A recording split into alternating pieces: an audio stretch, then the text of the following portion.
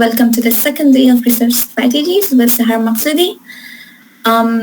So yesterday we actually, let's go through the agenda first. So yesterday we did a brief introduction of everyone, and we also covered importance of research skills.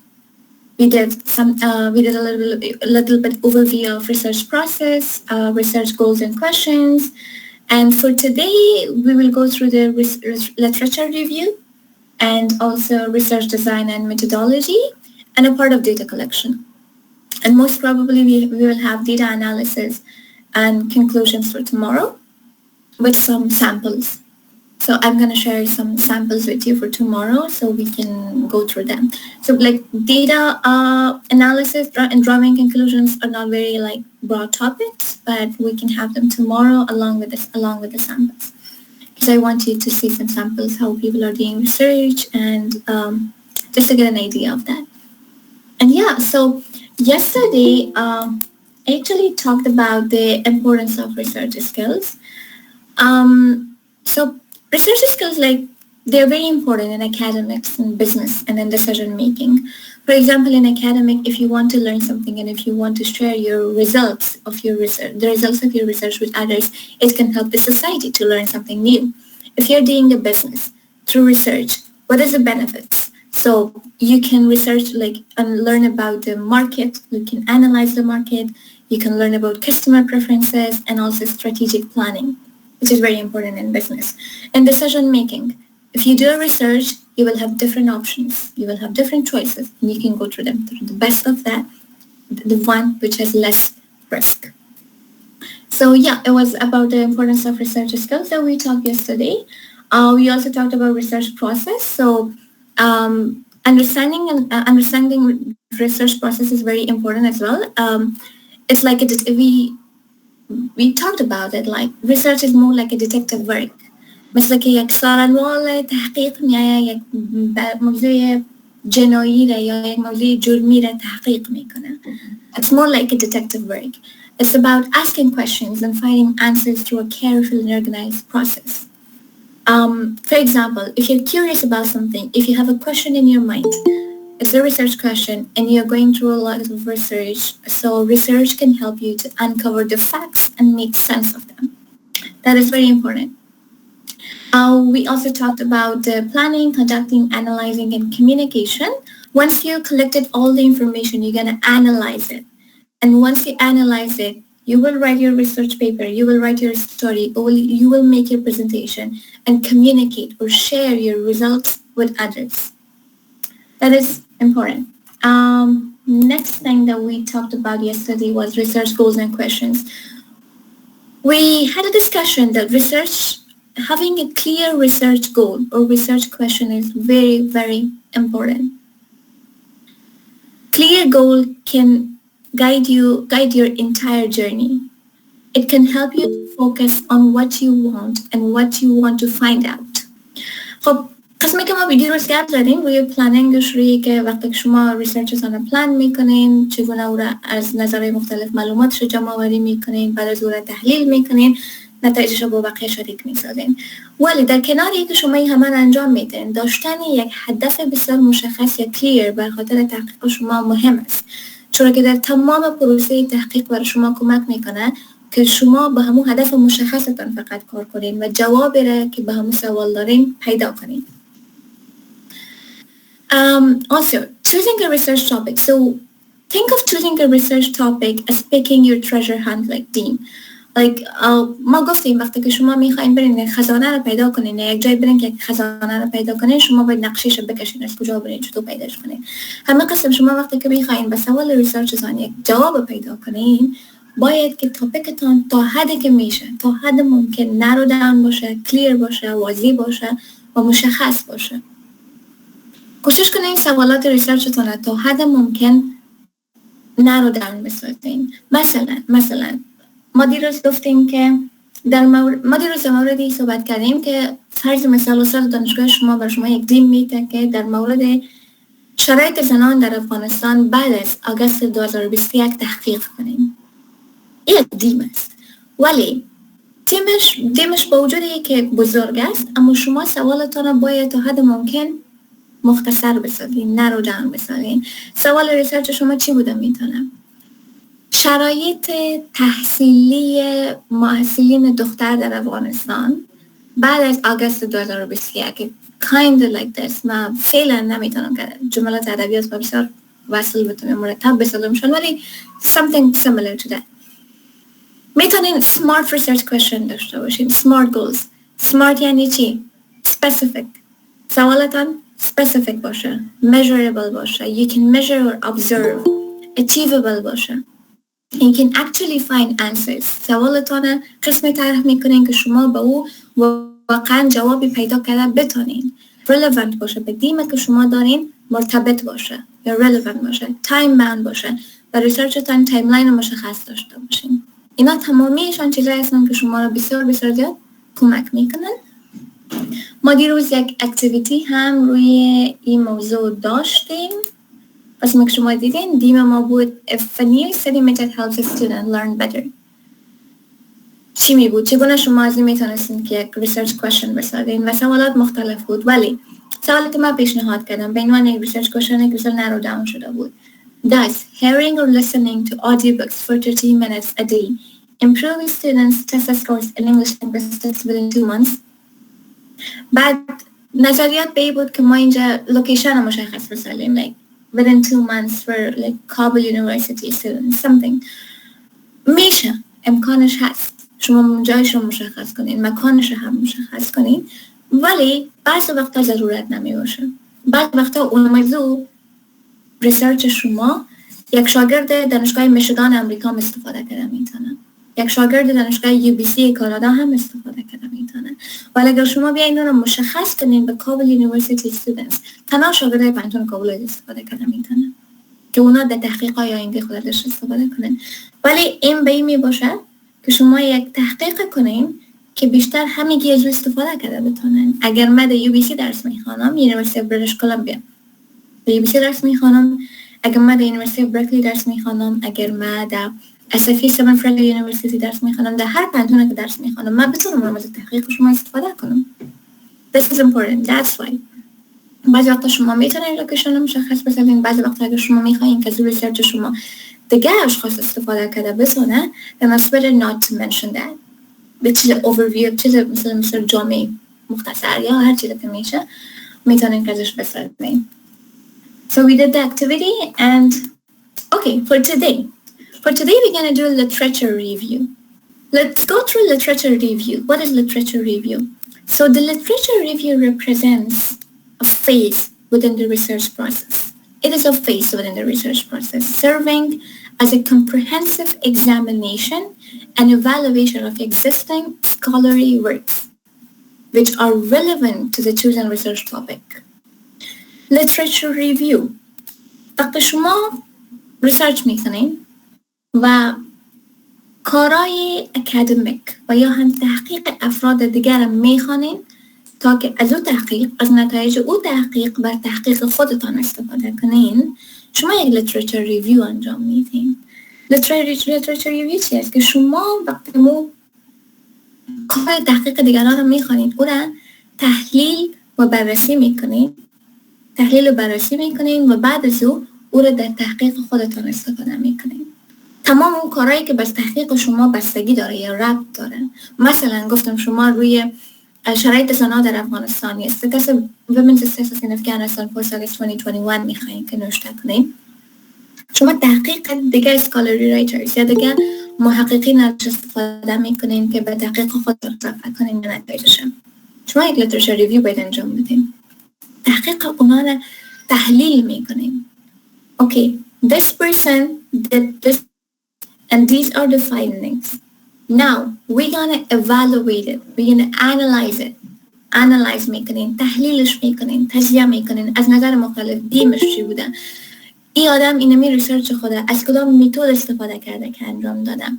میتودش چی بوده، نتایجش چی بوده، چی گپس وجود داره اینجا، چی چیزای خالی مونده که این فرد اونجا پیدا نکرده یا به او اشاره نکرده. شما گپسش ایدنتیفای میکنین. This is the main purpose of literature review. Again, the main purpose of literature review, at its core, the literature review It can provide you a foundation upon which researchers build their studies. یک فاندیشن، یک بنیاد، یک اساس رو برای شما میده که شما نظر به اونمو اساس تحلیل میکنین که محققین دیگه چگونه تحقیقشانه یا استادیزشانه یا کار علمیشانه یا نویشانه هر چیزی که از تحقیق نوشته کردن به اساس چی موضوعات او را ساختن یا نتایجش رو به دست آوردن. This evaluative survey serves to establish the conceptual framework. How? By situating one's research within the context of peer scholarship. And like the literature review, it's usually like it's evolving discourse surrounding the tool and subject matter. شاید اینجا برتنه که فهمیدنش مشکل شوه یا گم شوه، ولی شما قسمه که گفتم آسان ترین تشریحش، آسان ترین فهمی که ازی میتونین بگیرین، آسان ترین چیزی که ازی میتونین درک کنین یه است که وقتی شما لیترچر ریویو رو انجام میتین، شما اینو درک میکنین، شما اینو در تاپیک خودتان یا در پیپر خودتان تحلیل و ترجمه میکنین که this is scholarly writing. من این تحقیق استفاده کردیم در تحقیق خود. در این تحقیقی که ما ازش استفاده کردیم، نویسنده یا محقق بر اساس اینی موضوعات این تحقیق نوشته کردن، اینی نتایجش هست و اینی چیزا گپس وجود داره یا خانه های خالی وجود داره. بعد شما در تحقیق که جدا انجام میدین، سروی میکنین، اکسپریمنت میکنین، ابزرو میکنین، هر کار که میکنین که روی موضوعات بعدن صحبت خود کردیم، به اونجا اونمو گپس پر میکنین. چیزایی که خالی میمانه شما گپس پر میکنین، یک ریزالت جدید ازش میکشین. This is literature review. Literature review can help you to identify research gaps and questions. How? Like analyzing existing literature exposes areas where knowledge remains incomplete or contradictory, prompting the formulation of precise research questions that further people encourage or territories. قسمه که من براتون گفتم. وقتی که شما لیترچر ریویو رو انجام میتین، شما گپس ایدنتیفای میکنین، چیزایی که خالی مانده، چیزایی که نویسندگان دیگه به او اشاره نکردن. بعضی موضوعات هست که نویسندگان دیگه در تحقیقشون نوشته میکنن، ولی بعضی موضوعات دیگه از پیششون جای مانده. شما بعد اونا رو ایدنتیفای کردن میتونین. Okay, so now talking about effective literature strategies. In effective literature strategies, so researchers should find scholarly databases. استراتژی هایی که شما میتونین به شکل خوب literature review تانه انجام بدین چی می باشه؟ Try to find scholarly databases, peer-reviewed journals like academic texts and digital information, sometimes digital data, or using controlled vocabulary, or even their different research from different scholarly writings. So using all of them, using all this information can help you to focus and also ensuring the retrieved literature aligns with the research team and also methodological contents.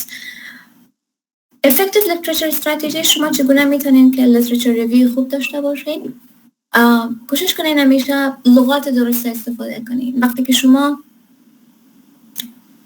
کار تحقیقی یک نفر دیگر رو میخوانین، فرض کنین یک محقق دیگه یک چیز رو در مورد تیم شما، در مورد تاپیک شما نوشته کرده. وقتی شما اون رو میخوانین و میخواین از نتایج او و ریسرچ خودتان استفاده کنین.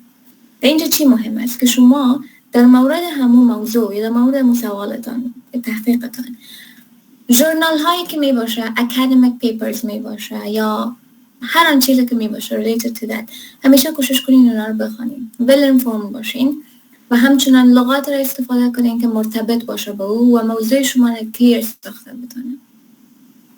literature review کدام کار دیگه نیست، نوشتن است. شما مطلب خواندین، اوکی ما یک ریسرچ خواندیم در مورد مثلا ما یک ریسرچ نوشته کردیم یا ما یک ریسرچ خواندیم در مورد abortion laws in the United States. قوانین ابورشن در امریکا یک چیزی بود که چند وقت پیش درش بسیار یک بحث داغ صورت گرفت. من نمیفهم شما در موردش آگاهی دارین یا نه، ولی قوانین ابورشن یا سقط طفل یک چیزی بود که در امریکا تا چند وقت پیش فوق‌العاده یک بحث بسیار داغ سرش بود، چون بعضی از ایالت‌های امریکا او را منع قرار داده بودن و بعضی های دیگه‌اش اجازه داده بودن، مثل یک موضوعی بود. بعد خب من در این مورد میخوایم یک ریسرچ نوشته کنم و من ریسرچ کسای دیگر خواندیم. شما وقتی ریسرچتون رو نوشته میکنین، اونمو ریسرچ دیگری که خواندین تحلیل و تجزیه از رو میارین در لیتریچر ریویو نوشته میکنین. لیتریچر ریویو رو چطور خوب نوشته کردن میتونین؟ تحقیق دیگر بسیار خوب بخونین، وکابلریز درست استفاده کنین، کوشش کنین به شکل درستش تجزیه و تحلیل کنین و ریزالت و فایندینگش رو نوشته کنین و کوشش کنین گپسش رو به صورت درست ایدنتیفای کنین. چی چیزا از پیشش جا مونده، در اینجا کریتیکال تینکینگتون رو باید استفاده کنین. کدام طریقی و دیگه وجود نداره که شما بتونین گپسش رو ایدنتیفای کنین. شما باید کریتیکال تینکینگتون استفاده کنین. دیمش چی بوده، لینگویستیکسش چی بوده، هدفش چی بوده از این موضوع، کیها رو سروی کرده در اینجا، چقدر مردم رو سروی کرده در اینجا، سروی بین سنین چند سال تا چند سال بوده که صورت گرفته، آیا کدام اکسپریمنت صورت گرفته یا نگرفته، آیا کدام ابزرویشن بوده یا نبوده. شما از کریتیکال تینکینگتون استفاده میکنین تا اینکه گپسش رو ایدنتیفای کنین. اوکی، این انسان پیپر خود نوشته کرده، سروی کرده، سروی بین سنین فرض کنیم 20 الی 35 سال بوده، ولی 40 سال رو نگفتن و یا هم ابزرو نکرده یا کدام اکسپریمنت رو انجام نداده در این مورد. تنها سروی کرده، از مردم سوال و جواب کردن درسته، ولی هیچ کدام اکسپریمنت انجام نگرفته. شما میگن که اوکی we can find these results through experiment. بعد شما در تحقیق خودتان اکسپریمنت انجام میدید. او سروی کرده، شما اکسپریمنت میکنین. شما سروی هم کرده میتونین، اکسپریمنت هم کرده میتونین. هر دوش یک جای کنین، گپسش ایدنتیفای میکنین، در لیتریچر ریویو تا نوشته میکنین. لیتریچر ریویو فقط یک تکست است، یک پاراگراف است در پیپرتون. And that's it. و چرا ما لیتریچر ریویو رو اینجا سرش بحث کردیم یا در موردش صحبت کردیم؟ به خاطر اینکه معمولا یکی از راههای دیتا کلکشن یا معلومات جمع‌آوری کردن خواندن کارهای تحقیقاتی نویسندگان دیگه است.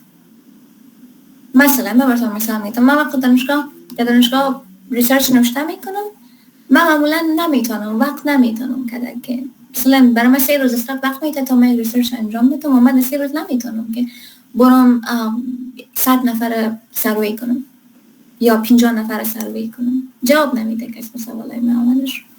ولی من چی میکنم؟ راه آسانش است که من میرم کارهای تحقیقاتی دیگران رو میخونم، ریسرچ دیگران رو میخونم، تحلیل میکنم، در لیتریچر ریویو نوشته میکنم، سایتیشنش رو میارم، در آخر نتایج خودم میخوایم و نظریات خودم چی گپس مونده بود رو ایدنتیفای میکنم. معمولا کاری که من میکنم وقتی که من یک ریسرچ رو باید نوشته کنم که برای من استاد 3 روز یا 4 روز وقت داده باشه، ولی اگر یک ریسرچ باشه، فرض کنین کسایی که پی اچ دی میخوانن، فعلا من یک نفر میشناسم که یک امریکایی است، در پانتون کلمبیا، یونیورسیتی کلمبیا در امریکا پی اچ دی خودم میخوانه. پی اچ دیش مختص به موضوعات زنان در افغانستان است، stages of women in Afghanistan. پس شاگردای پی اچ دی چی کار میکنن؟ او خانم فعلا در کابل است، دختر آمده در کابل observe میکنه، اکسپریمنت میکنه، سروی میکنه، از نزدیک همه چی رو میبینه، بعد ریسرچ خود روش نوشته میکنه. اونا شاگردای پی اچ دی هستن و اونا در دوره پی اچ دی فقط باید چند تا ریسرچ نوشته کنین، اونا پابلش شد تا اینکه شما پی اچ دی تون کامل کنین و گرفته بتونین. در دوره پی اچ دی مثل دوره لیسانس یا ماستر شما صرف نمیرین، شما ریسرچ نوشته میکنین و بعد اونجا یک تیم، یک کمیته می باشه که ریسرچ شما رو میشه ریویو میکنه، گپسش رو ایدنتیفای میکنه، براتون پس روان میکنین این مشکلات است، این چیزش خوب است، تا اینکه شما مشکلاتتون حل میشه و ریسرچ پابلش میشه. اما تعداد یا هدف مشخصش که شما کامپلیت میکنین بعد شما پی اچ دی تون گرفته میتونین. So this is something like that. به این خاطر لیتریچر ریویو مهم است. وقتی که شما کارهای تحقیقاتی دیگران رو میخوانین، لیتریچر ریویو باید انجام بدین. باید همین که خودتان یک ریسرچ نوشته میکنین، در ریسرچ خودتان وقتی که ریسرچ تمام شد، اوکی دن، پیش از اینکه چاپ کنین میرین لیتریچر ریویو انجام میدین. ما در این ریسرچ این چیزا رو پیدا کردیم، این تحقیق ماست، ما این سروی رو انجام دادیم، علی رضی طریقا لیتریچر ریویو تون نوشته میکنین، یک پاراگراف دیگه هم بهش اد میکنین، به عنوان لیتریچر ریویو ریسرچتون پابلش میشه. This is called literature review. So analysis, critical analysis ما براتون بیشتر گفتیم critical thinking تون رو باید استفاده کنین وقتی که literature review انجام میدین.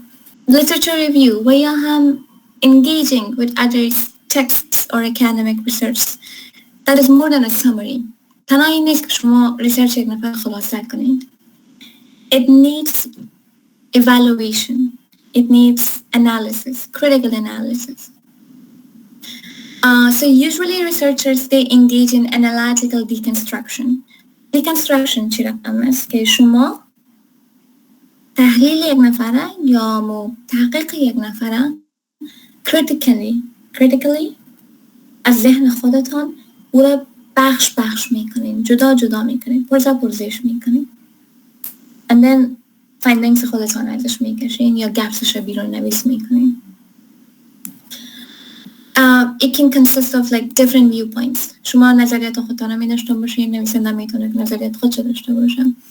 Also identifying thematic threats and also different patterns that can be used in your research and in that research. به خاطر شما باید همیشه critically تحلیل کنین، تجزیه کنین نوشته های دیگران. وقتی که شما critically تحلیل میکنین، شما critically رو تجزیه میکنین، بیشتر از است که شما رو تنها خلاصه کنین. شما رو بخش توته میکنین، گپسش بیرون نویس میکنین، مشکلاتش بیرون نویس میکنین، نتایجش بیرون نویس میکنین، بعد از اون به ریسرچ خودتان استفاده میکنین. Research design and methodology. This design is basically how you want to do your research, how you want to use different methods. That is called design. And next we have methodology. Methodology is a collection of methods that you can use in your research paper. So design is what method you want to use or which method you want to use and how. And methodology is what kinds of methods are there, like a group of methods, and what kind of them are there. You can use them. Okay, so in research design and methodology, there are different approaches that we can use in research. So usually researchers, they engage with qualitative, quantitative, and mixed methods. But we're going to talk about qualitative and quantitative when it comes to methodology. And in research design, there are 4 common types of research design. Even if you type in Google, research design, kinds of research design or types of research design, you will learn about these four types, like descriptive, correlational, experimental, and diagnostic. There are 4 types of research design. Now, what is descriptive research design? So descriptive research design, it aims to provide a very accurate or detailed information or accurate way of doing a research, very detailed, of like detailed portrayal of a situation. It usually involves observing and documenting variables without manipulating them. So usually in descriptive research, descriptive research is usually used for like, it's very useful for creating snapshots or some particular scenario if you want to use it, like for characteristics or for behaviors or attitudes of group. For example, you want to write about Taliban. You want to write about Taliban, and you can do descriptive research design because you are explaining their characteristics, their behaviors, and their beliefs and ideas. So you can use descriptive research design by documenting variables, by observing that. You're going to observe their behavior, their characteristics, and then you can write a descriptive, or you can make a descriptive research design. The next is correlational.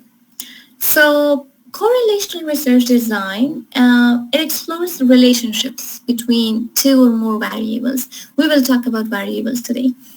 It usually explores relationships between variables and whether like there are changes between one variable that is associated with another variable or not.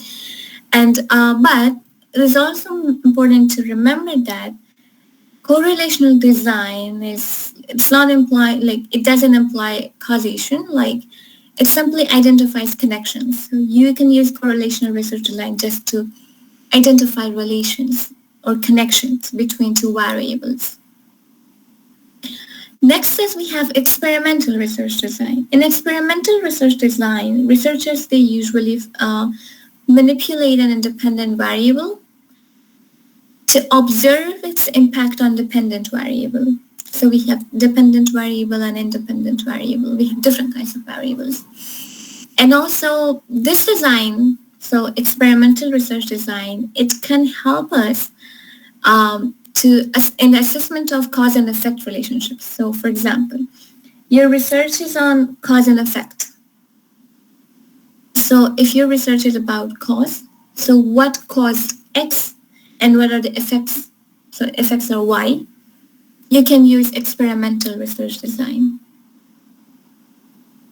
You're usually doing experiments to find a result. And the last one is diagnostic research design. What is diagnostic research design? That is quite interesting. So diagnostic research design is usually focused on identifying the causes of phenomena, not the effect, just the causes. What are the causes of this, and this? What are the causes of ban on women's education in Afghanistan? Or what are the causes of ban on females' movement or employment in Afghanistan? So you can use diagnostic research design in that. So diagnostic research design, it usually implies a systematic approach to analyze the existing data, documents, or evidence to uncover root and causes. ما روی ریسرچ دیزاین و متدولوژی صحبت کردیم. ریسرچ دیزاین معمولاً به طریقه میگن به دیزاینی که شما میخواین تحقیقتان رو انجام بدین. و چی دیزاین؟ شما کدام میتود میخواین استفاده کنین؟ به اون میگن ریسرچ دیزاین. بعد متدولوژی چی است؟ متدولوژی یک گروه یا یک مجتمعی از میتودهای مختلف است که شما میتونین در ریسرچتان یا در تحقیقتان استفاده کنین. معمولا ما 4 طریقه مختلف یا 4 کامن یا عام طریقهای عام به خاطر ریسرچ دیزاین داریم. Descriptive, correlational, experimental and diagnostic. Descriptive research design, یک دیزاین بسیار تشریحی تفصیلی است.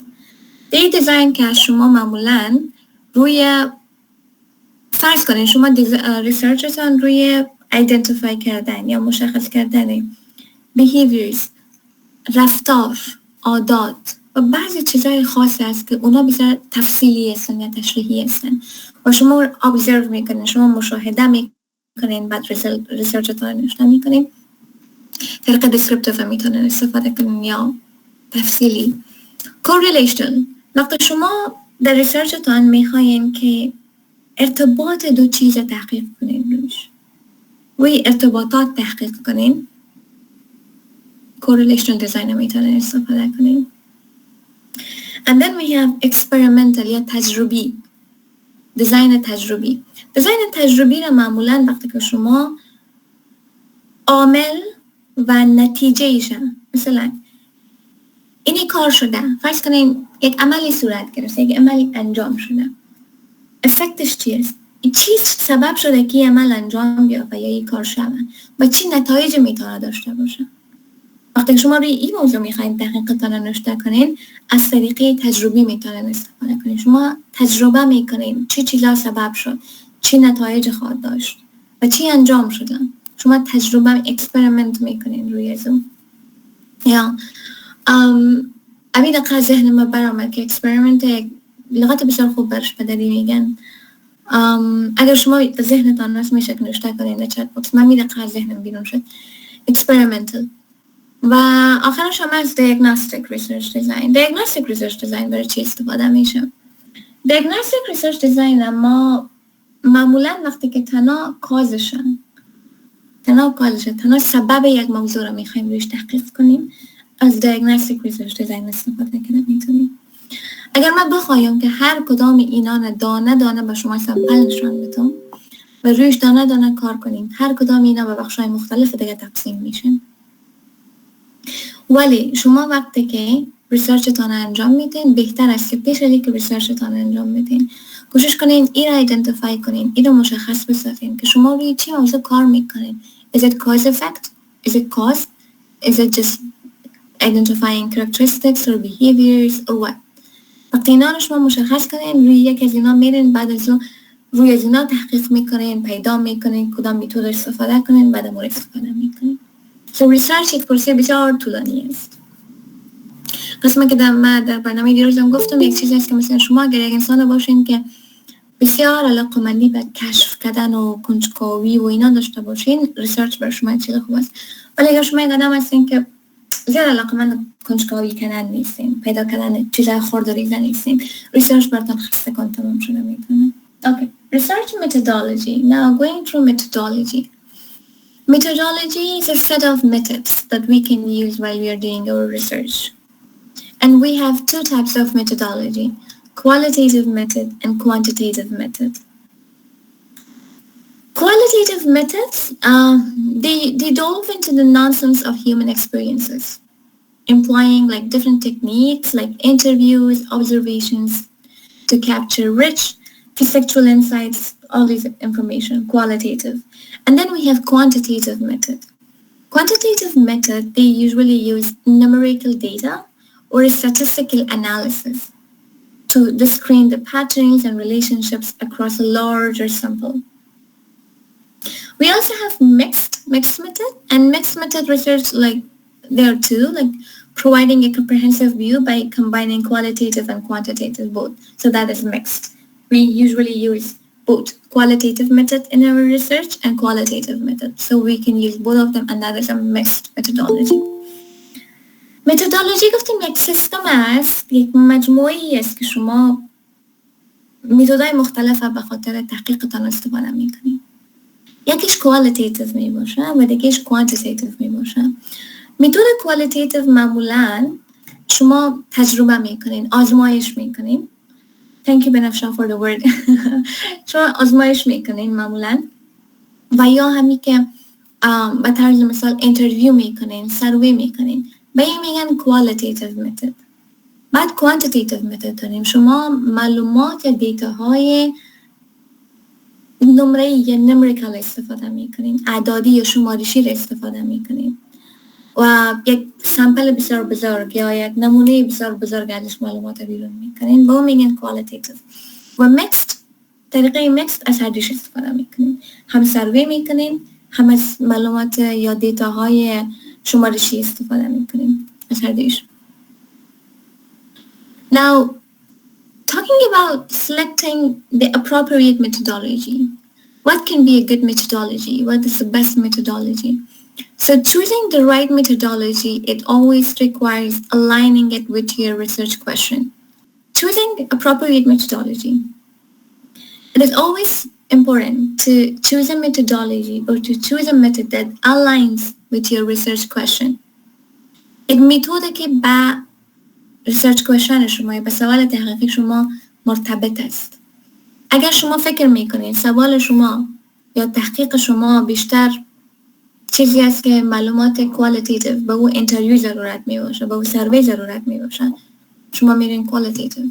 ولی یک چیزی است که دیتاهای شمارشی را استفاده میگین، قد مردمه، قدشان میگیرین، مثلا سروی میکنین خب قدتان چند متر است، مثلا دما چند هزار کار میکنین، بعضی موضوعات روی وریبل صحبت میکنین که qualitative و quantitative رو بفهمین بیشتر، که qualitative به چی میگن، quantitative به چی میگن. مهم است که شما سوالتان رو بفهمین بعد همون میتود استفاده کنین. Qualitative methods are appropriate for exploring complex social behaviors.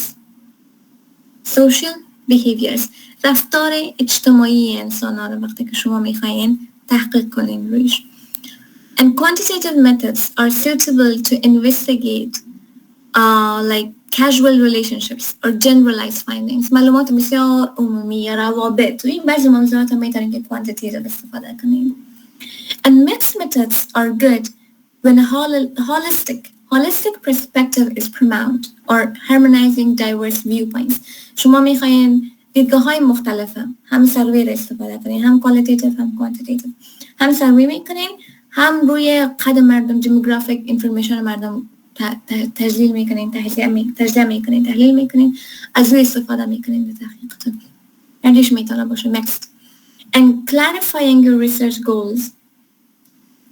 will guide you a lot while you're trying to choose your methodology, what is the best methodology for your research. Variables are variables are characteristics of objects that are under study. بیاین بسیاری را واضح براتون بگویم تا اینکه چیز گنگ نمانه. بسیار چیز ساده است ولی بعضی وقتا میتونه که مغلق شم. فهمیدنش کم وقت میگیره براتون. و طور مثال شما یک پیپر نوشته میکنین، یک ریسرچ نوشته میکنین و شما پرکتیکلی باید که روی یک تحقیق انجام بدین، یک سروی را انجام بدین. فرض کنین یک سروی را انجام میدین. وقتی شما سروی را انجام میدین، در اون سروی شما چند تا سوال میارین. نام پرسان میکنین. درست است؟ نامتان چیست؟ چند ساله هستین؟ قدتان چند متر است؟ فرض کنین در کجا زندگی میکنین؟ جنسیتتان میل است، فیمیل است؟ یا هم بعض سوالای مشخص دیگه که شما میتونین داشته باشین برای زون. بعض سوالات مشخص دیگه که میتونین داشته باشین. تمام این چیزا، نام، قد، وزن، سن، جنسیت، معاش و هر آن مشخص کننده دیگه، ایدنتیفایر دیگه که شما میتونین داشته باشین، اینا را variables میگن. Statistical variables برش میگن. So statistical variables are the characteristics of objects that are under study, such as gender, height, salary, weight, color, gender, anything. It can be anything. Any object that is under study. هر چیزی که تحت نظر تحقیق شما قرار داره او رو برش میگن statistical variable. مطلب ما رو گرفتیم که ما میخواییم براتون بگوییم چی است statistical variable. آیا براتون یکم واضح شد؟ clear است؟ اینا رو بیاین سر qualitative و quantitative گپ بزنیم. qualitative چی است؟ quantitative چی است؟ واضح تر شد براتون. We have two kinds of variables. Like generally. به شکل بسیار عمومی. Two types or two different parts of variables. Qualitative, quantitative. Quantitative از نامش باید بسیار معلوم باشه. Quantity عدد. باش میگن عدد. Quantity. Quantitative داریم و qualitative داریم. Qualitative variables شامل nominal variables و ordinal variables میشه. Nominal variables, these are the categories without any inherent order, such as gender, color, or types of fruits. And nominal variables are usually used for labeling or classification. Nominal variables اینا یک order مشخصی هیچ وقت نمی داشته باشن. فرض کنین شما از یک نفر پرسان میکنین که رنگ دلخواهتان چی است؟ یکیش میگه سرخ، یکیش میگه سبز، یکیش میگه آبی. این همین نتایجشه، سرخ، سبز، آبی، زرد، سفید. وقتی شما لیست میکنین ضرورت نیست که شما اینا را آردر بکنین. مطلب من را گرفتین که منظورم از آردر چی رقم است اینجا. نتیجه اونم فرض کنین سوالی است که رنگ دلخواهتان چی است. یکی میگه مثلا من میگم زرد، من میگم سفید. من سفید خوش دارم. من میگم سفید. زیبا میگه سبز. هوریا میگه که سرخ. بنفشه میگه که سیاه. بعد سیاه، سبز، سفید، سرخ اینا همگیشون ما نیاز نیست که آردروار یا به ترتیب نوشته کنیم. هر کدامش اول آمده میتونه، هر کدامش آخر آمده میتونه، مشکل نیست. آردری ضرورت نیست. اینی واریبلز برش میگن نامینال.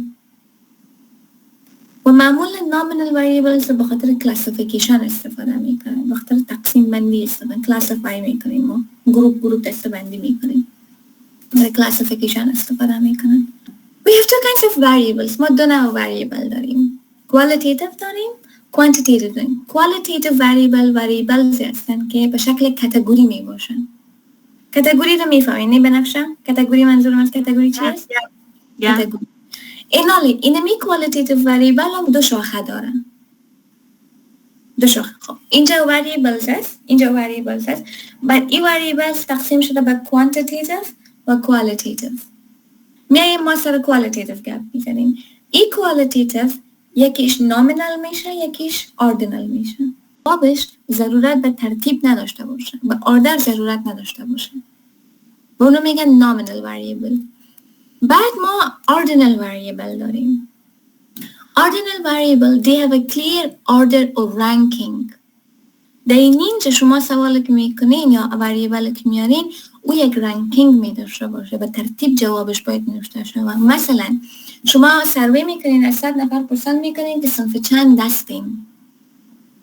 این حالا در اینجا جوابات چی میباشن؟ صنف اول، 2، 3، 4. شما باید به ترتیب نوشته کنین این نفر صنف اول، این نفر صنف دوم، این نفر صنف چهارم، سوم، باز چهارم. جوابش شما به ترتیب نوشته میکنین، درست؟ اوکی.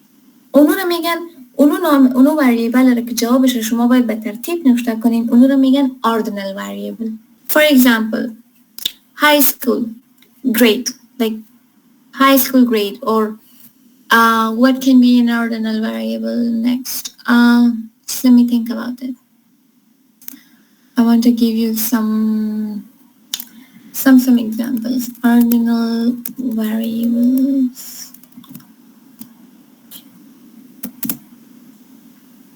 Yeah, incomeشون مثلا از این نفران اینکم یا درآمدشون 5000 است، از این 4000، از این 3000، از این 2000، 1000. به ترتیب نوشته میکنین جوابشون. اینکم خودش یک وریبل است. گرید خودش یک وریبل است. ایج خودش بلیغ کرد. That's a good one. ایج خودش یک وریبل است. یا year بعضی وقتا سال خودش یک وریبل است. اینا کلشون ordinal variables می باشن. But when it comes to nominal variables, color, this is a nominal variable. Or for example, gender, male, female, they're just two. That is a nominal variable. Fruits, what is your favorite fruit? Nominal variable. What is your favorite food? That is a nominal variable. There's no need to write them or classify them in orders. Now, if you have any questions, you can type it in the chat box.